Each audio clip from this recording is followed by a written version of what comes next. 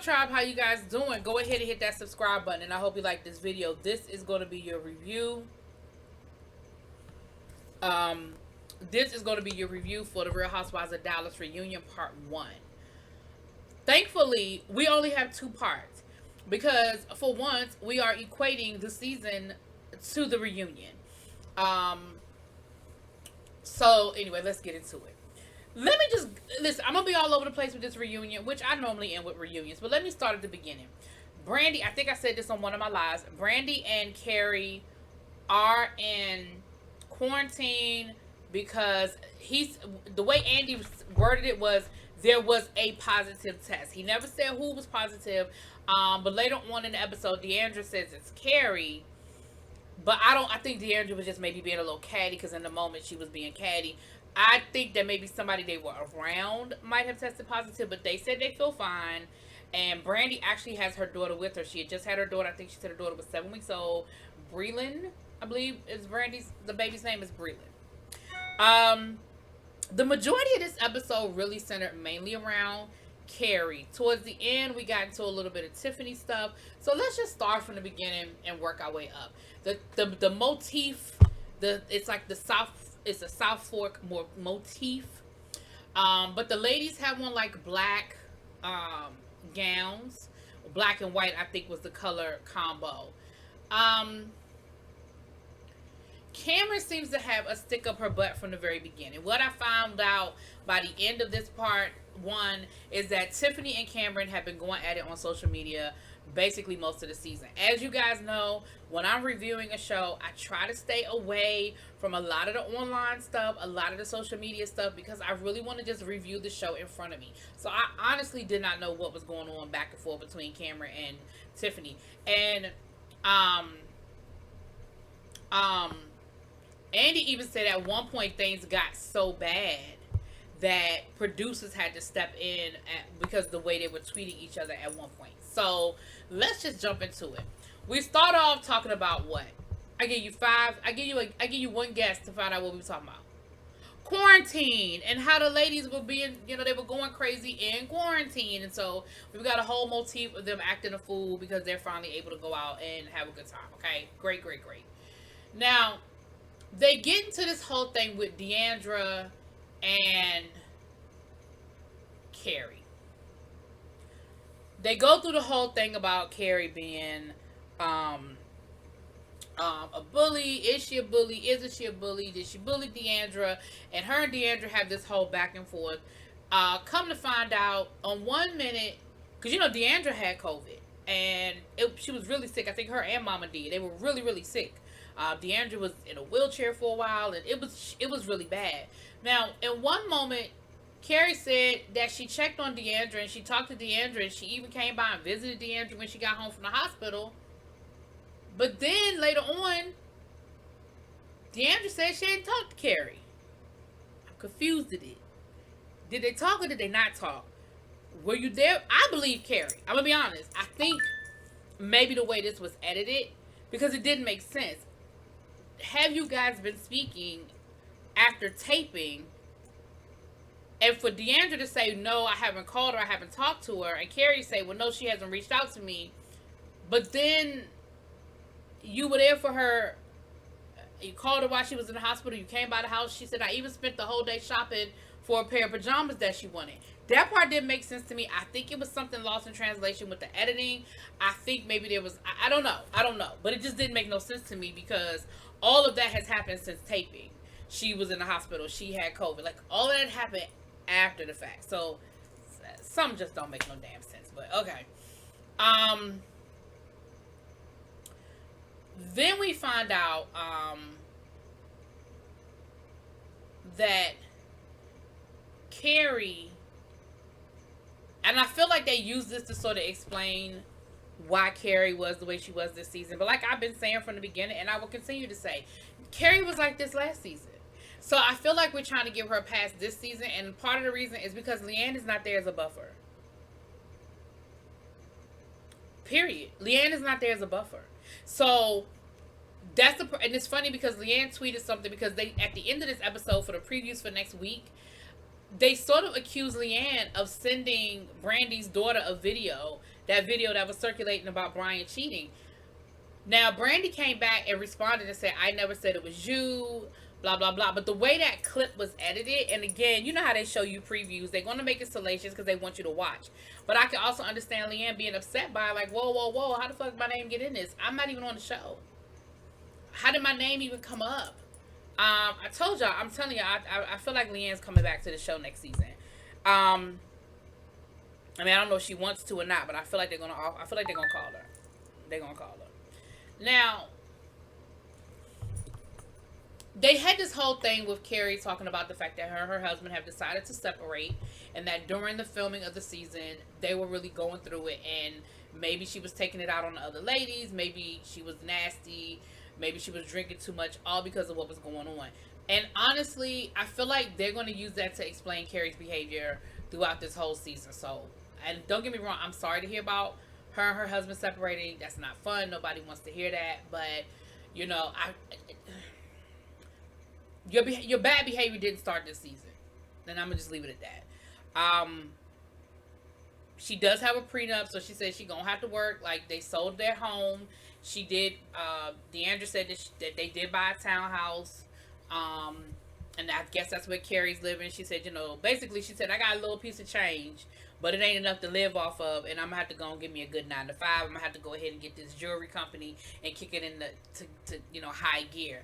Now, Deandra came out a little feisty. Mama D gave her a little pep talk before the reunion, and she came out a little feisty, and she was kind of at everybody.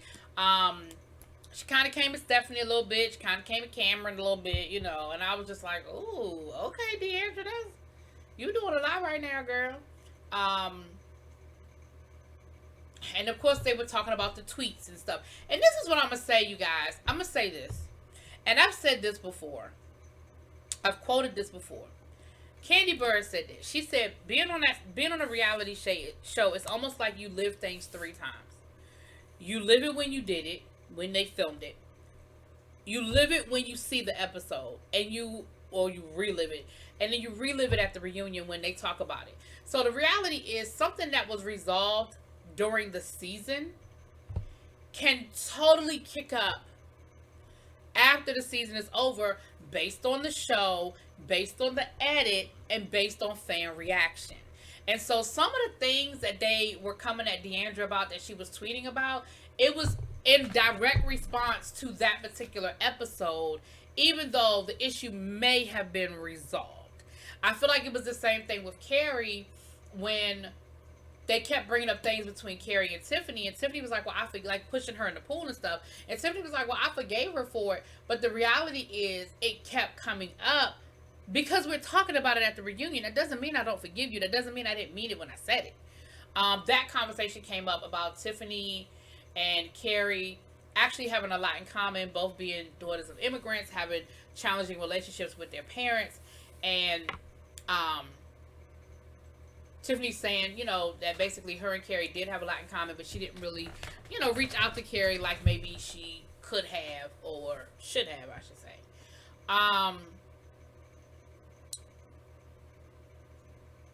Kameron moved into her new home. Everything was great. Yada, yada, yada. Buddha, Buddha, Buddha.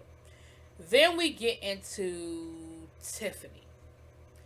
She talked about her mom and the relationship and how challenging it was. She said that, you know, her and her mother still haven't really hung out a lot.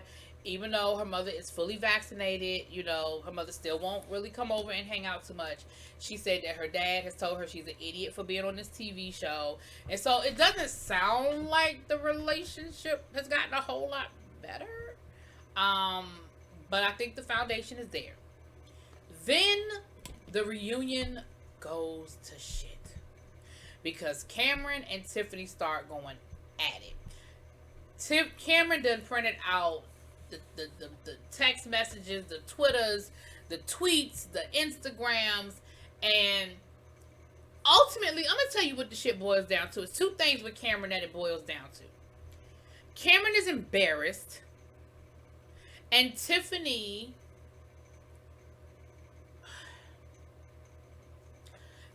likes to be right. And Tiffany likes to point it out when someone else is wrong. Kameron is perfect for that because Cameron's wrong a lot. Her grammar, her comprehension skills. Listen, I understand that it may be embarrassing for you to get corrected on national television.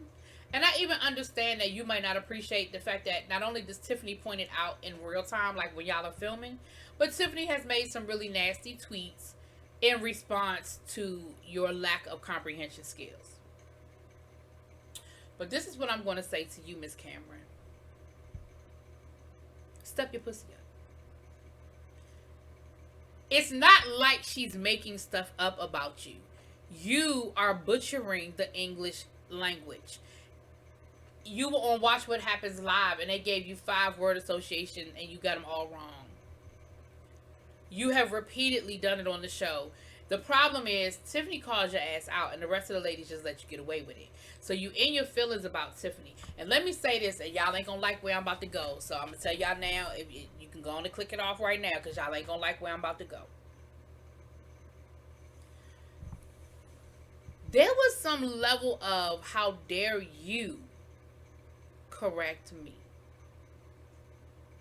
Now I'm gonna let y'all read into that what you want to read into that, but that's what I picked up on, and I'm gonna tell you why. Because then we get into this whole thing about they were showing Tiffany's TikTok, and Tiffany does these TikTok skits where she talks about basically being the daughter of a helicopter mom, and she does the Asian accent and things like that.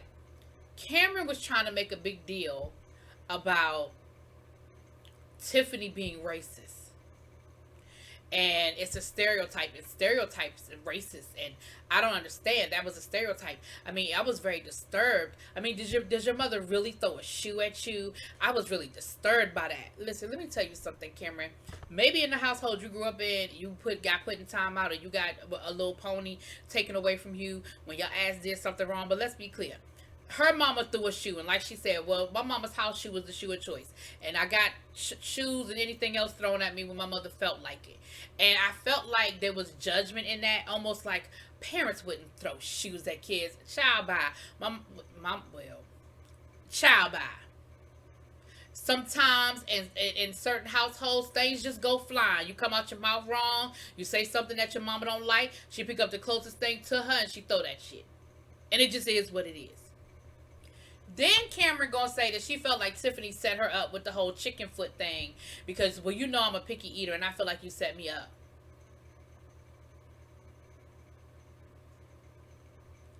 So she had a whole Chinese dish. She made up a whole Chinese dish that had chicken feet in it just to fuck with you.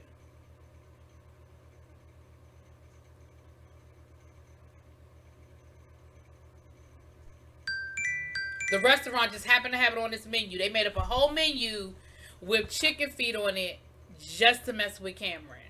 Because you're a picky eater. And that whole condescending tone that she had at Tiffany. And you know what I love about Tiffany? Tiffany was like, so wait a minute. Please again, explain to me how I'm racist against my own culture. Please explain that to me again. Explain to me again how me talking about how I grew up and who my mother is. Explain to me again how that's racist, because that's my life. That is what happened to me. That is the reality. I'm mimicking my mom. See, that's what y'all need to stop. Y'all need to stop acting like what's good for the goose is good for the gander, because it ain't. If I'm talking about my experience and I want to throw a little bit of hood speak on it, and I want to put a little bit of on it, listen, I'm mimicking my culture. Just like when y'all was trying to tell Stephanie that the redneck thing was offensive, Stephanie said, child, I'm a redneck. I'm giving y'all permission because I'm a redneck. I'm talking about me and how I grew up and my people. It's the same thing. Everything is not racial. Everything is not racist. She's talking about her culture and how she grew up. And she has every right to mimic her mother and make fun of what she went through. It's her culture. And just because you're mad at her, and I don't know if that's like your side way of trying to defend Brandy, but it is not the same. Now, do I think Brandy deserved the level of backlash that she got? Perhaps not, but it's not the same. And we ain't even about to sit here and act like it is.